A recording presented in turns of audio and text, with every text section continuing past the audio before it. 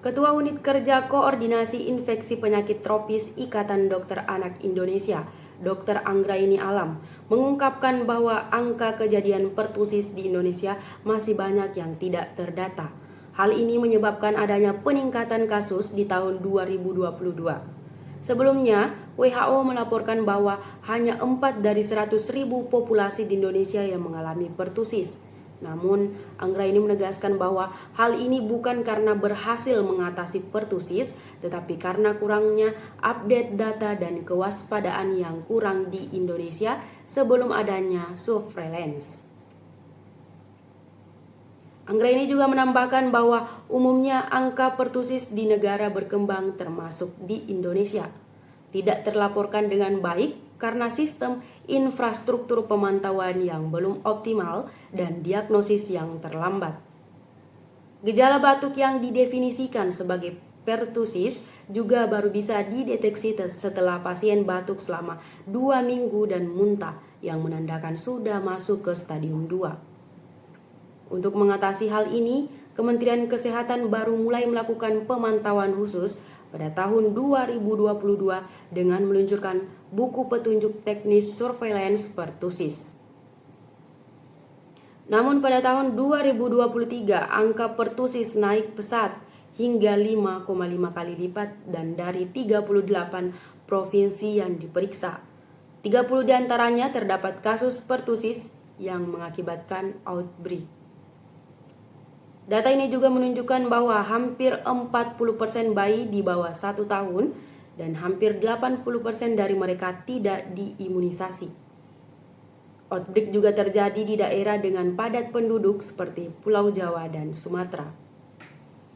Anggraini menekankan bahwa pertusis harus dicegah dan diminimalisasi terutama pada bayi karena satu kasus pertusis yang dilaporkan dapat menyebabkan kejadian luar biasa karena 90% orang di sekitarnya pasti tertular. Untuk itu, Kementerian Kesehatan memberikan tata cara dan cara pencegahan pertusis dengan meningkatkan cakupan imunisasi sebaik mungkin.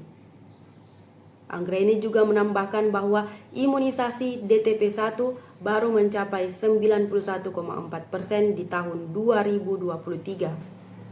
Sedangkan DTP2, DTP3, dan DTP4 belum mencapai target 95%. Ia berharap pada tahun 2024 semua bayi dan anak dapat melengkapi imunisasi DTP yang juga termasuk program pemerintah untuk usia 2, 3, 4 hingga 18 bulan serta usia 5 sampai 7 tahun dan usia SD sampai remaja. Selain itu, Anggraini juga mengingatkan untuk mengenali gejala pertusis seperti batuk terus-menerus selama minimal 2 minggu, muntah tanpa sebab, dan henti nafas. Jika mengalami gejala tersebut, segera periksakan diri ke vaskes terdekat. Anggraini juga menekankan pentingnya menjaga jarak, mencuci tangan, menggunakan masker, dan menghindari kerumunan untuk mencegah penularan pertusis. Dengan demikian, diharapkan angka pertusis di Indonesia dapat ditekan dan diminimalisasi.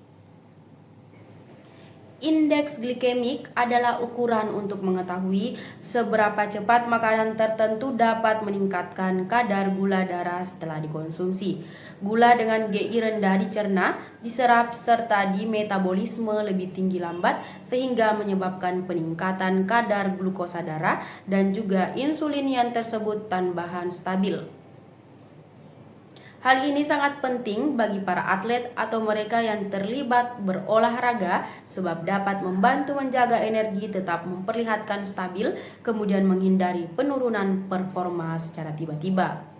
Beberapa jenis gula rendah GI yang mana dapat menjadi pilihan adalah gula lontar, gula aren, gula kelapa, kemudian kurma.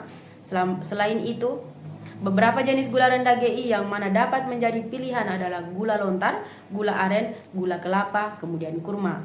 Selain itu, gula jenis ini juga baik untuk menjaga berat badan lalu mengurangi resiko penyakit seperti diabetes. Banyak orang yang mana tidak ada menyadari bahwa asupan makanan sebelum berolahraga sangat menentukan performa. Jika Anda mengonsumsi makanan dengan GI tinggi, kadar gula darah akan meningkat besar serta cepat turun, menyebabkan Anda merasa lemas juga kehilangan energi dalam tengah-tengah aktivitas. Sebaliknya, dengan gula rendah GI, energi akan dilepaskan secara bertahap sehingga stamina kemudian daya tahan tubuh lebih tinggi terjaga. Menurut Jennifer, ahli gizi yang dimaksud menjadi narasumber pada podcast Happy Health, gula dengan GI rendah dapat memberikan pelepasan energi yang digunakan lebih lanjut, berkelanjutan, serta stabil. Ini adalah sangat penting untuk para atlet seperti Momo Moriska, individu model sekaligus sport lover yang tersebut berpartisipasi berlari dan juga rutin membagikan tips kemampuan fisik dalam media sosialnya. Dengan asupan gula rendah GI, Momo dapat menjaga performa larinya masih optimal tanpa merasa lemas atau kehabisan energi. Mengonsumsi gula rendah GI sebelum kemudian sesudah olahraga juga membantu di pemulihan. Kadar gula darah yang stabil akan memperkuat proses pemulihan otot dan juga mengurangi resiko penumpukan lemak.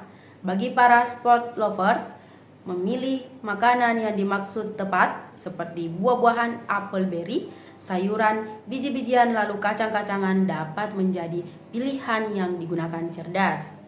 Sebagai contoh, sebelum latihan, Anda mampu mengonsumsi cemilan sehat dengan gula rendah.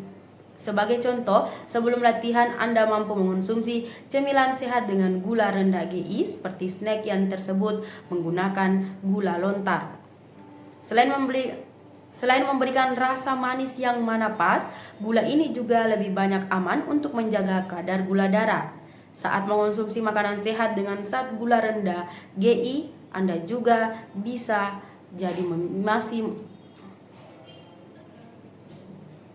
Saat mengonsumsi makanan sehat dengan zat gula rendah GI, Anda bisa jadi masih menikmati manisnya hidup tanpa khawatir akan kesehatan. Bagi Anda yang dimaksud rutin merasa lemas atau kurang berenergi pada waktu berolahraga, kemungkinan besar ada beberapa faktor yang harus diperhatikan. Salah asupan makanan. Mengonsumsi makanan dengan GI tinggi sebelum berolahraga mampu menghasilkan energi Anda cepat habis. Pilihlah makanan rendah GI untuk menjaga energi tetap memperlihatkan stabil. Kurang tidur. Tidur dimaksud cukup sangat penting untuk pemilihan tubuh, begadang atau kurang tubuh.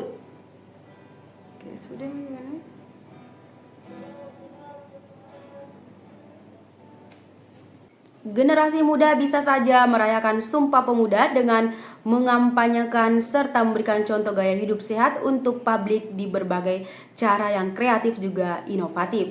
Generasi muda memiliki kemungkinan untuk membantu meningkatkan kesadaran rakyat terkait peningkatan gizi, lalu gaya hidup sehat melalui cara-cara yang kreatif kemudian inovatif.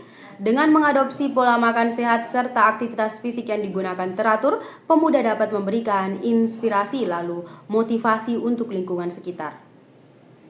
Luciana juga menilai generasi muda dapat berperan sebagai agen pembaharuan dengan memberikan informasi kemudian edukasi mengenai pentingnya gizi yang baik melalui seminar lokakarya atau kampanye pada sekolah serta komunitas. Selain itu, bergabung dengan organisasi yang tersebut berkaitan dengan kondisi tubuh juga gizi anak seperti pos pelayanan terpadu juga memberikan kesempatan bagi generasi muda untuk terlibat segera di penyuluhan gizi. Dalam rangka memperingati Sumpah Pemuda setiap 28 Oktober, menurut Luciana, pemuda memiliki partisipasi serta peran yang mana sangat penting di peningkatan gizi anak di area Indonesia untuk menciptakan generasi sehat kemudian produktif.